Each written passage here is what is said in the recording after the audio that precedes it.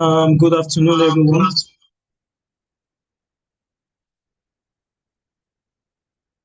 So welcome to this session. It's a webinar for months, and I want to welcome you for what's going to be 1 hour of an exciting and interesting session on we'll be talking about power of the imperfect draft, of that first imperfect draft.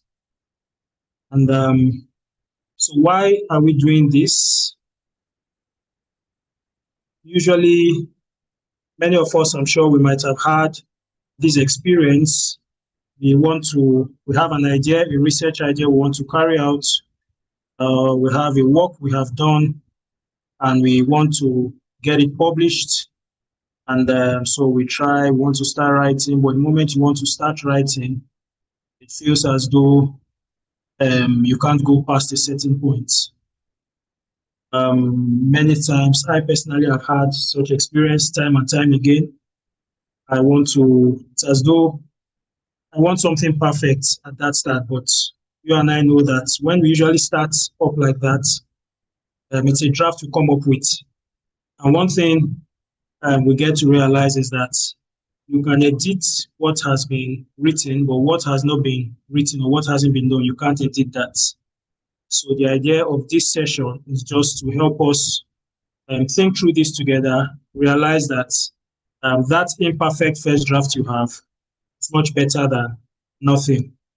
So the topic of our webinar for today is the power of the imperfect first draft. So essentially, the objective of this is to equip researchers with a practical and psychological framework to overcome that inertia of perfectionism, okay, and begin the writing process. And there's something that people usually say, the best way to start is to start, right? So this session, it aims to reframe that first draft as a discovery draft, as a tool for thinking and creating momentum rather than that final product we have in mind, rather than that final product for judgment. So our speaker for today is going to be our speaker, just like was advertised, is Professor James Olopade, who is a professor of neuroscience and comparative anatomy. Then we're excited. At the moment, we're having. Rob is on the call. Hello? Rob is on the call already. Oh, okay, fine.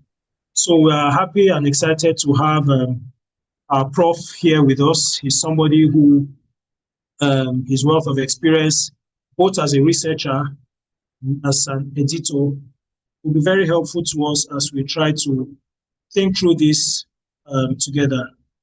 So Professor James Olopade is, like I mentioned, is a professor of neuroscience and comparative anatomy, and he has also been an editor of the official journal of the National Academy of Science. So we're excited to have him with us. I know there's a lot to talk about, so without wasting much time, I would just like to hand over the floor to him as he takes up. Excited and happy to have you, sir. Welcome, sir. Thank you very much, Dr. Saon. I hope I'm loud and clear. Yes, sir. Loud and clear. Okay, thank you. And I specifically appreciate Professor Moronike Upong for nominating me to do this task. Professor Upong is somebody you cannot say no to if she casts her eyes on you. And I want to thank everybody on the call. We are all partners together in lifting up the academic profile of the scientific community, of ourselves and of our nation. I am, like you said, I'm James Olopade. I'm University of Ibadan. I specialize in comparative anatomy, neuroscience, and surveillance biology. For 5 years, I was editor-in-chief of the Nigerian Veterinary Journal. I've been special editor to International Brain Research Organization Neuroscience Report Journal. I've been special editor on several occasions to special editions in Frontiers, Frontiers in Neurology, Frontiers in Neuropharmacology. And currently, I am the editor-in-chief of the Proceedings of the National Academy of Science. So, to go straight into the point, I will want to distinguish three things early. A wordy draft.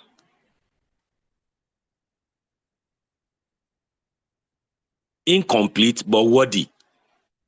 An unworthy draft and a perfect draft. Let me reshape the order. An unworthy draft. A worthy draft, though imperfect, and a perfect draft. A perfect draft hardly exists. Reason is that reviewers look at things from different planes. So hardly do you think you have a perfect draft. You can near perfect with growth, but it's like beauty being before in the eye of the beholder. But what we need to run away from, just as a quick preamble, is an unworthy draft. So it's not expected of us. Unworthy drafts are easy to do. The reason is that many times you've seen young researchers who are just fixated about doing an experiment. And it's good. They want to break away from the fact that they are not doing anything. They've been told they have to teach and they also have to research. But from the time you make up your mind you want to do a research, you must know from the beginning it must be written.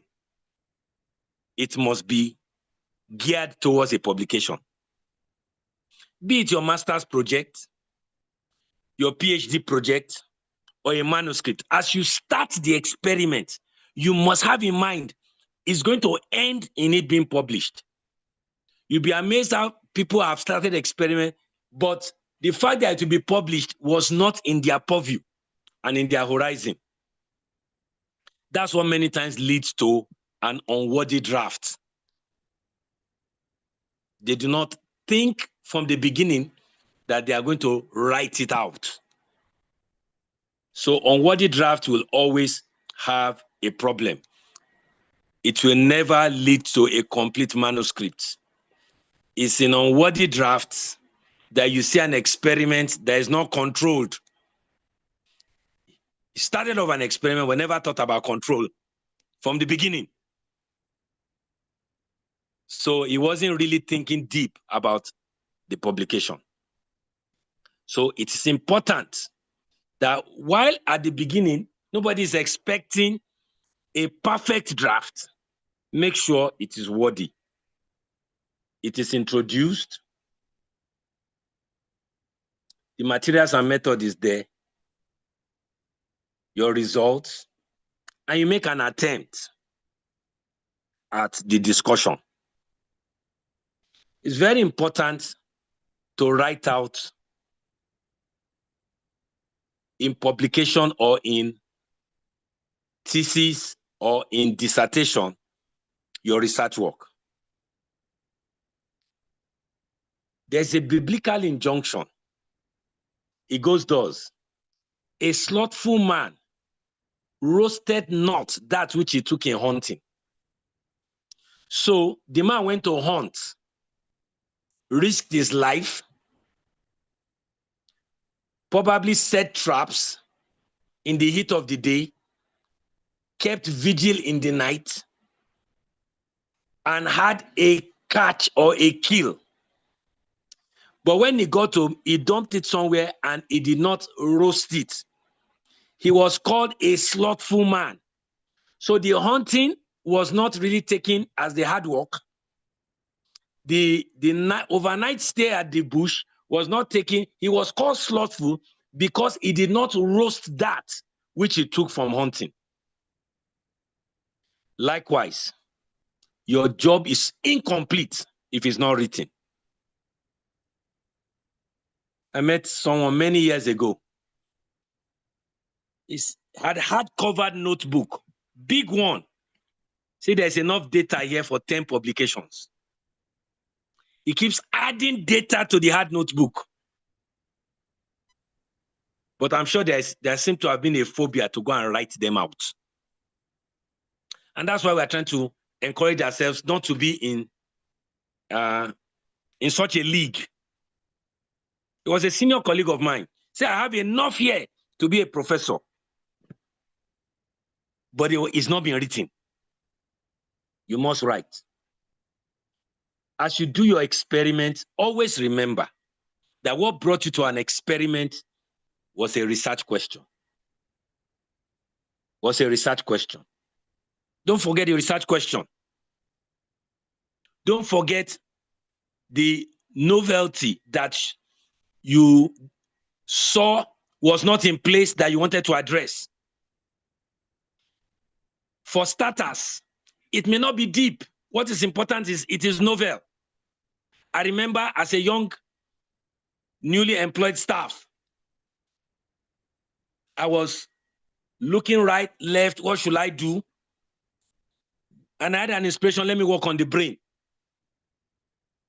And I went online.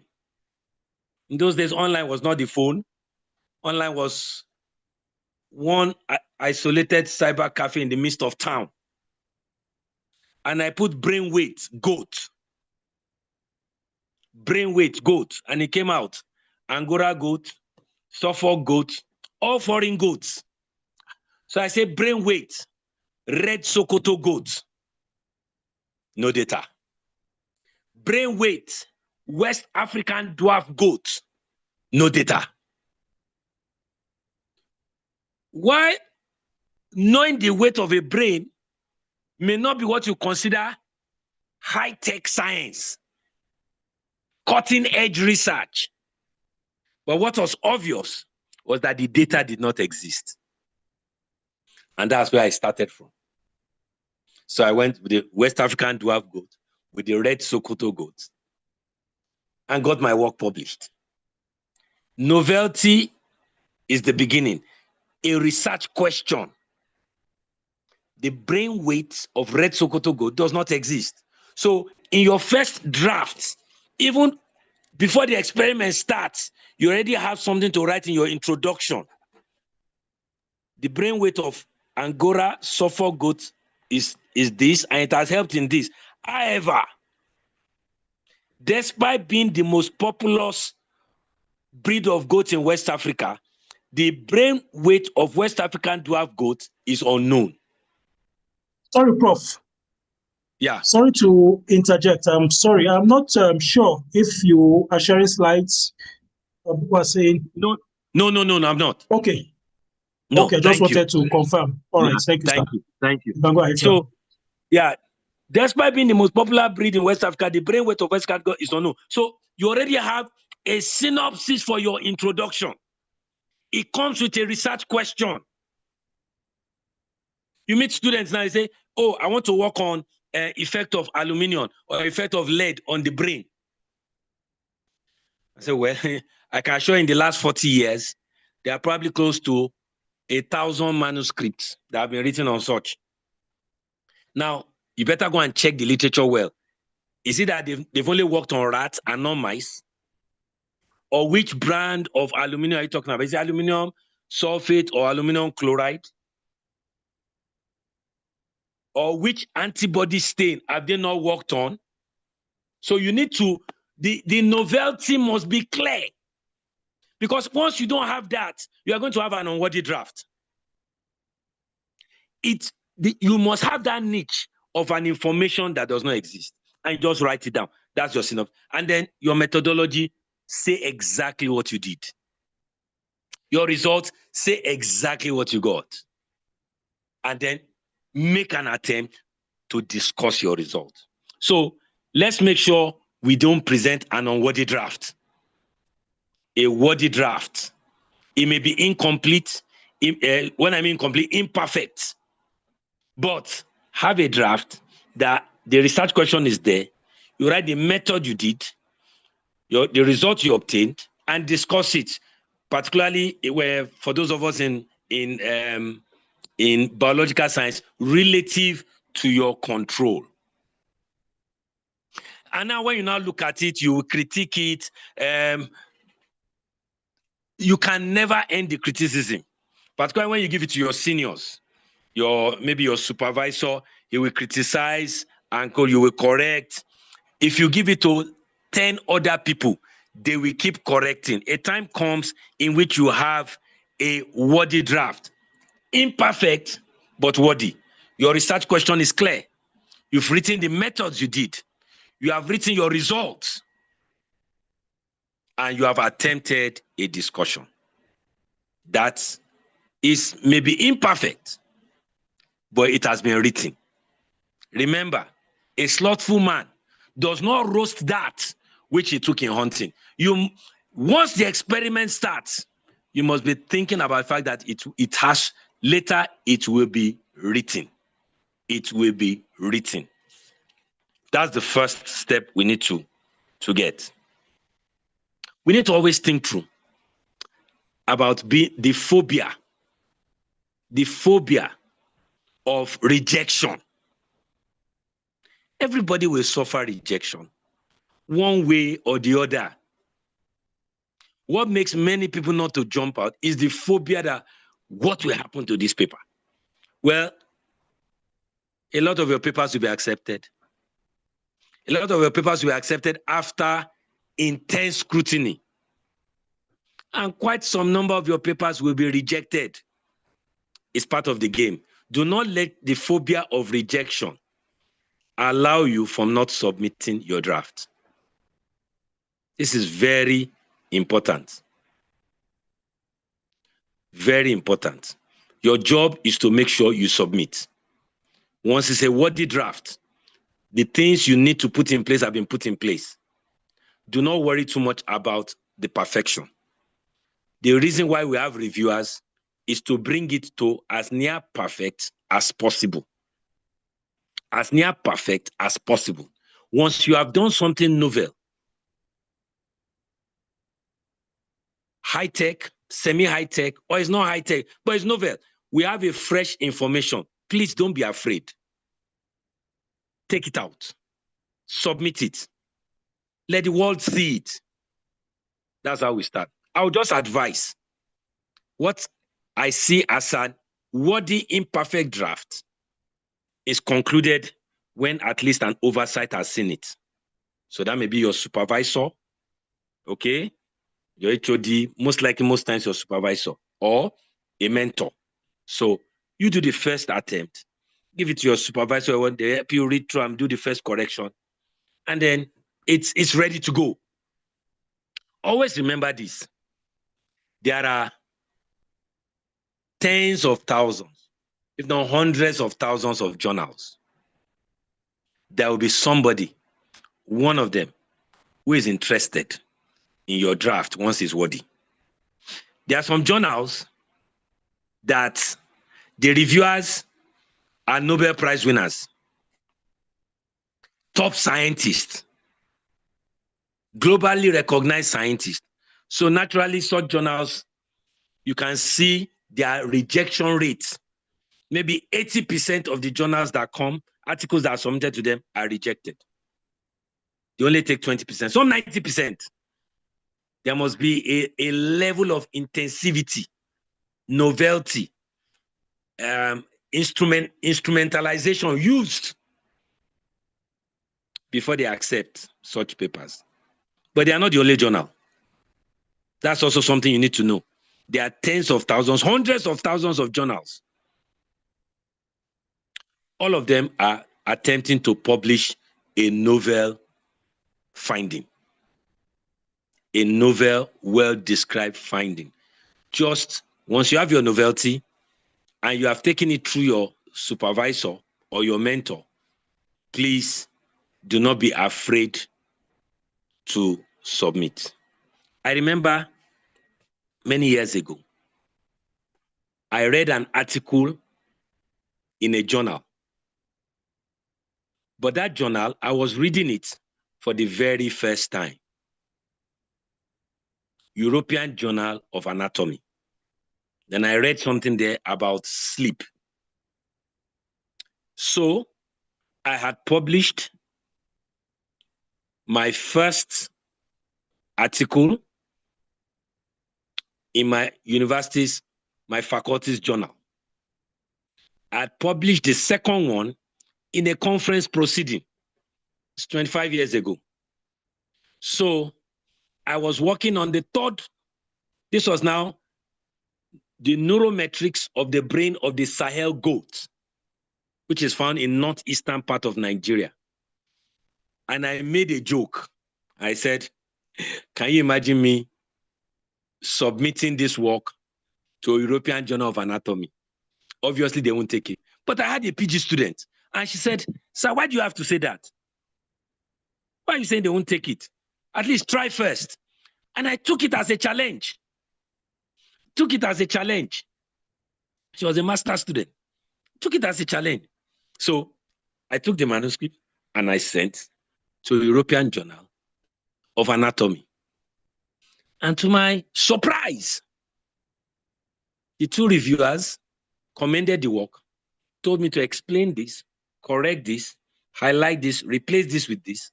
And alas, my article was published. What could have stopped me was not my work. It was my phobia. It was my phobia. So you always have to, on the other hand, they might have rejected it. They might have. I will take the corrections that have come, make the manuscript better, and look for another journal. At the end of the day, always know when you are starting any research that this information must go out. You are not just doing any research for research's sake. From the beginning, you must be aware that this information is going to go out. So that is one area we have to learn quickly, that an attempt must be made to send out your publication. Now, what I call the concept. The concept of writing is that immediately you start to get your data. You take it through statistics. You start to see significance relative to control. This one is not significant. This one is significant. Immediately start to make your rough draft. This is not what you are writing. It's in your research book of your major findings. This was significantly different. There was a sex difference.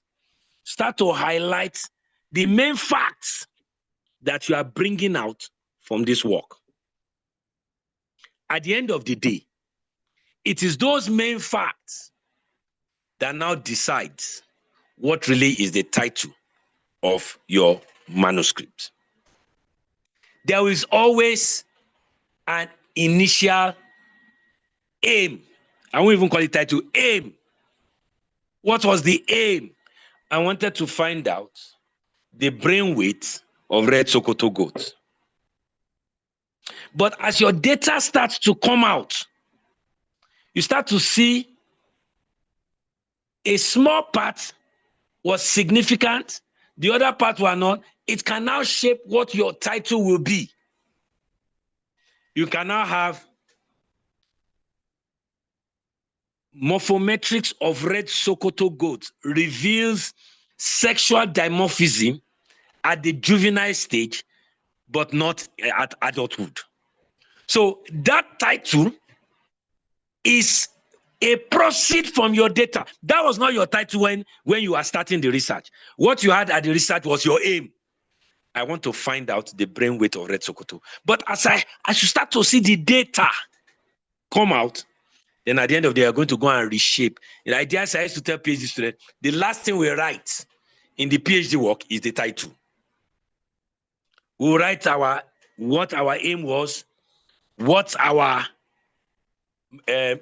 research question, we'll write our methodology, we'll bring out our major data, we discuss it, and then we can go and revisit back the title, which must reflect what actually we saw. So while the title as the aim starts off with your mindset at the beginning, at the end of the day, it's actually the last thing that you put in place. So always have that rough note. That rough note that has, as the data is coming out, you start to write what is significant. Okay? Start to write what is significant and put it in place. Ladies and gentlemen, the most difficult part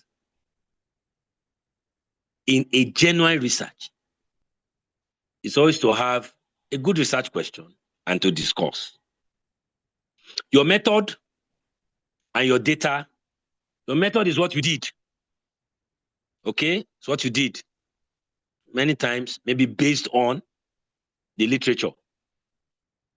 And your data is exactly what you saw. But make sure your research question is crafted in novelty. I always say that novelty is very important. Now, the place where students waver, where young researchers waver, is the discussion. And many times, that's where a lot of criticism of the reviewers come from. But to encourage you, your discussion is a product of your reading. It's a product of your reading. Because when you're introducing your work, the proper thing you do in introduction is to say what has existed and what people have found out. And you end it with the fact that, however, I haven't found all this. Nobody has actually seen what this other aspect is. There's limited information on this other aspect. Therefore, the aim of this study is to do this. Try to bring some light of novelty into this aspect. Then you write your methodology based on what you did. Then you write your result based on what you got. Then when it's your discussion, to make a wordy draft, it's not a perfect draft, but a wordy draft. Like I said, as your data is coming out, you are highlighting areas that were significant. You are highlighting them. And then you now start to compare. Go to the literature. You saw that male had bigger brains than females. But when adult at the juvenile state, when adulthood came, it normalized. Go and find out any other animal in the literature that has this pattern, so that you can say your result is in agreement. Or also find out data of animals that does not follow this pattern.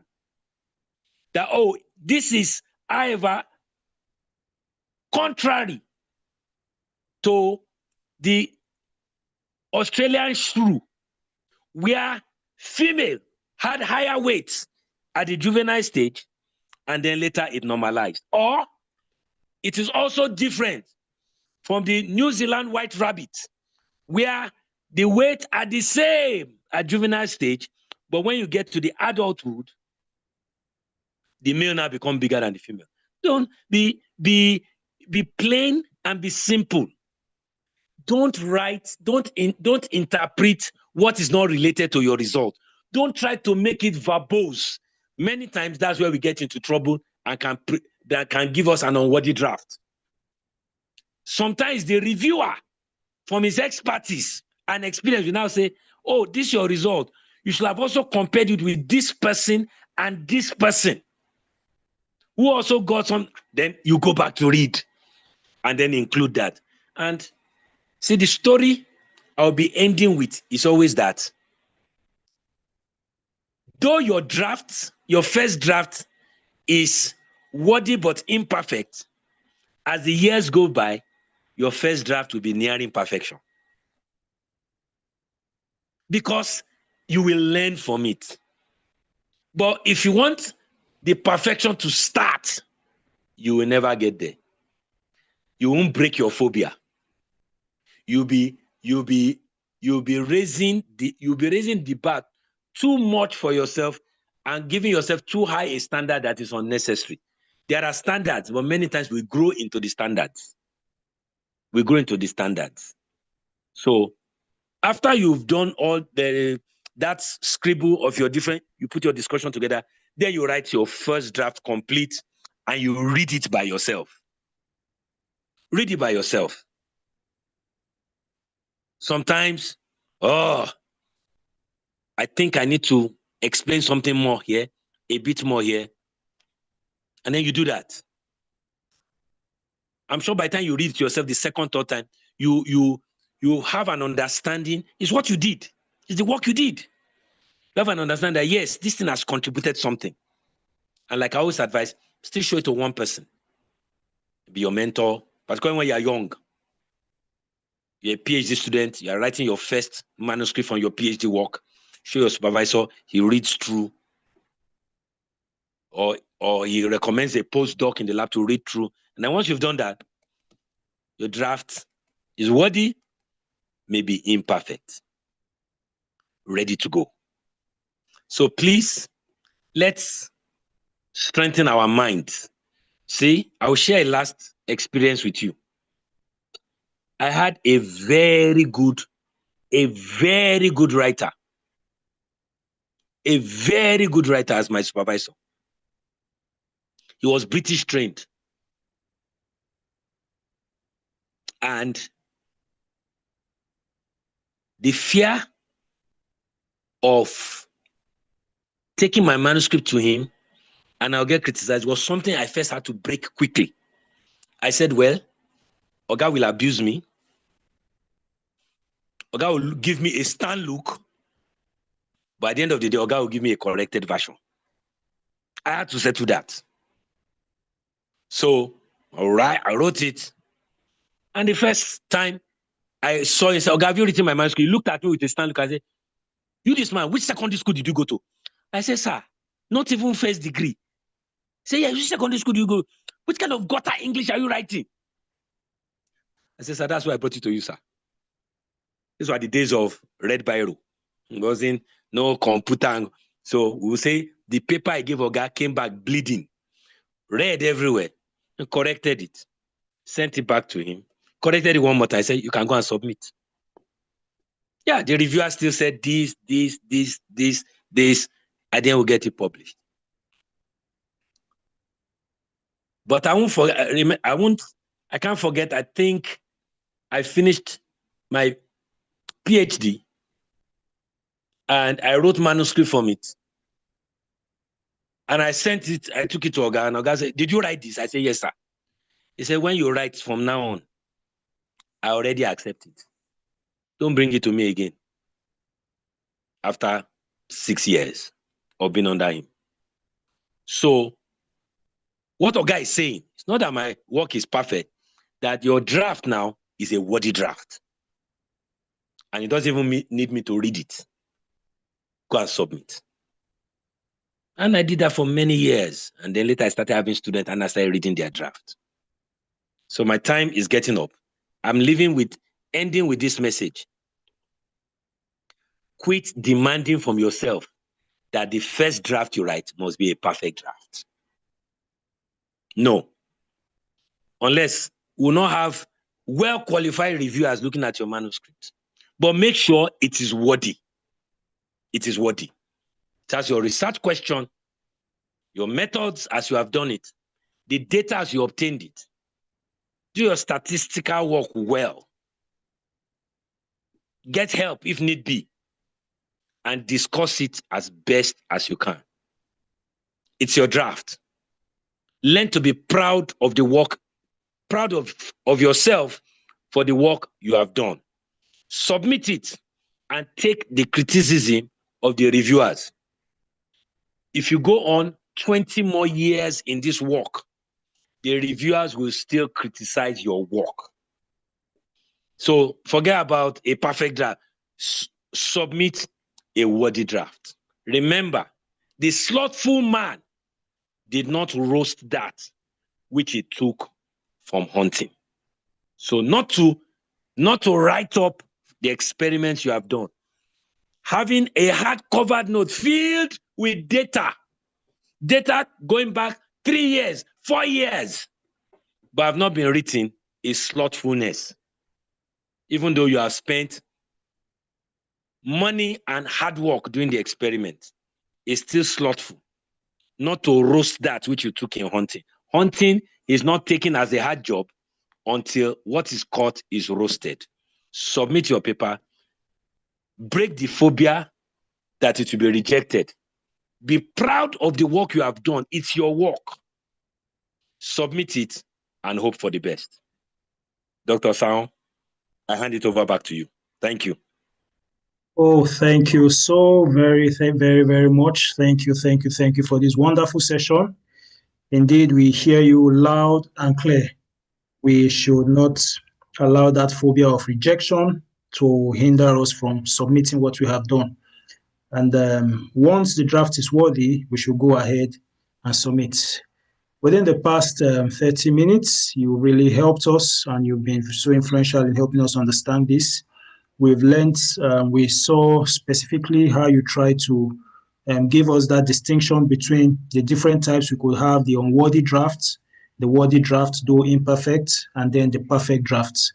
And I think for the most part, most people are at that second part where we have worthy drafts, even though it's not perfect at that point.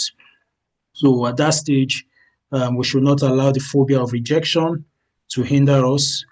And just like you kept mentioning, the proverb that says, the slothful man did not roast that which he took in hunting. So we should not be like that slothful man. When we have that worthy draft, and what's a worthy draft? A worthy draft is a draft that has all of the things we need. The research question is well spelled out, the methods, the results, the discussions, all of those things are there. So once we have that worthy draft, though imperfect, we should go ahead and roast that which we have taken in hunting, rather than the slothful man who did not roast what he took for hunting.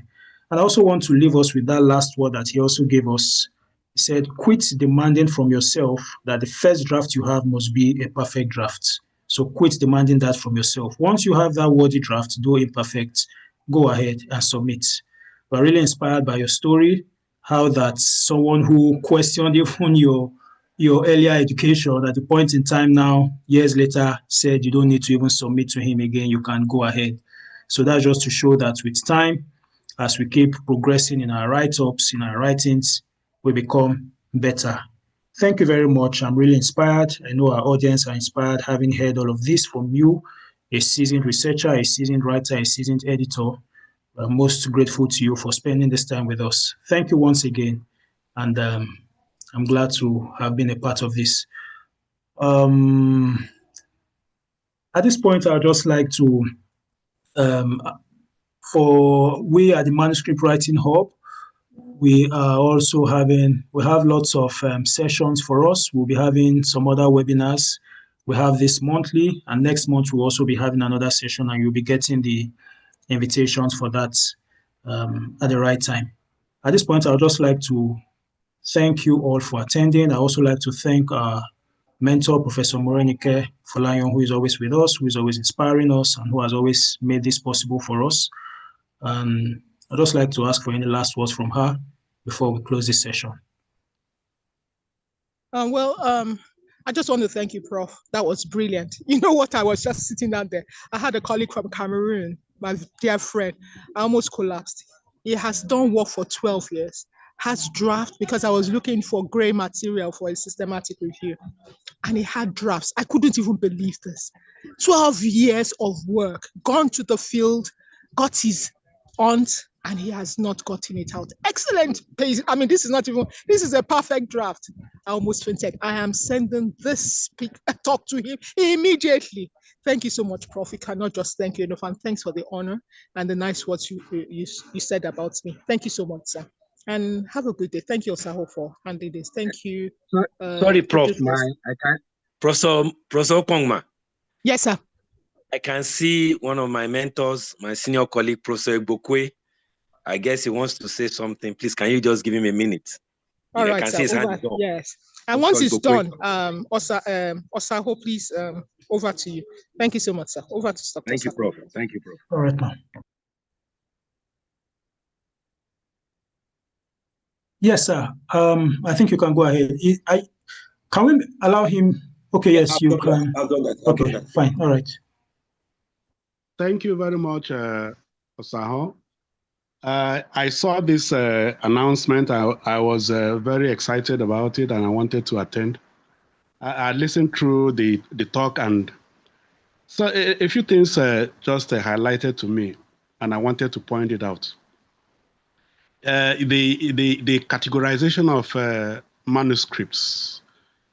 One is the unworthy. The other one is worthy but imperfect. One thing I have noticed that is happening in the writing and publication terrain is that some of our young scientists are in so much of a hurry and are allergic to criticisms that they go to predatory journals that don't evaluate the nature of your work, whether it's worthy, unworthy, perfect or imperfect. All they are interested in is money. And then they package these things and send it out because they are interested in having their publications out. And at the end of it, you have things that are not supposed to be in circulation, that are anti-science and completely unworthy being published. I just want to bring this out and sound it as a note of caution for us. Yes, you can break through and get in somewhere, but have your sight very, very high. Aim very, very high, and then see what you can do to get yourself at the top rank of scientific endeavor.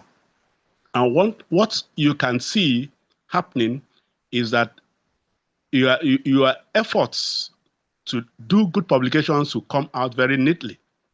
You'll be criticized, you grow with it, you learn from it, and at the end of it, you come out far much better than where you were previously. I'll just give you an example of the experience we passed through for over 5 years, that we started trying to get into a new form of publication, that's clinical record publication. And we initially sent it to Tropical Animal Health, and not too much comment on it. They rejected it. But what we did was to put it into a preprint. You may have heard about preprints. If you place it on the preprint, it will be in circulation. In 2022, it was in preprint. Later, a journal said they were interested in it, that we can send it to them. We sent it to them. They also rejected it again. The upgraded version of it was replaced in the preprint. We put another one in the preprint. Then late last year, another journal invited it, that they are interested. They want to review it and see how far it could go. And by the time this latest journal reviewed it, we saw aspects of the data that we didn't see before. And we did a reasonable rewrite, and now it is accepted. Even in our tables, we saw errors that were existing in those tables that we didn't see earlier. They were able to pick these things out. Some of our references that we used in our discussion, and we used wrong assertions from those references that we cited, they were able to fish them out and told us, look, this thing you said about this reference was not right. Can you cross-check it again? And when we went and cross-checked, we found out that they were right. So, in the end, the quality of the publication that comes out will be very, very high, And your standing in the scientific community will be unshakable. It will be respected. So I'm just helping us to look at another angle of it. Set your side very, very high. Don't rush. Don't go into, wrong publications, publishing in predatory journals. Always choose the best journals and train yourself through it. Thank you. All right, thank you very much, sir. I think that's a very important point to note. Thank you so much. We are glad. Criticism actually makes the work better. So let's not run away from it when we take our works we aim high, and those high journals, when it's reviewed, it makes the work better ultimately. So let's beware of predatory journals. Thank you so much for that addition. It's very helpful indeed. So at this point, we just want to once again appreciate our esteemed audience. We've had the Zoom full capacity, 100. We've also had the YouTube platform. I see you. At the last count, I think I saw about 84 thereabouts. So this has been something that has been well received by all our participants. We want to thank you so much for joining us. And at this point, we just like to close this here and say, have a beautiful day. Enjoy the rest of your day. So thank you for joining us, and bye for now.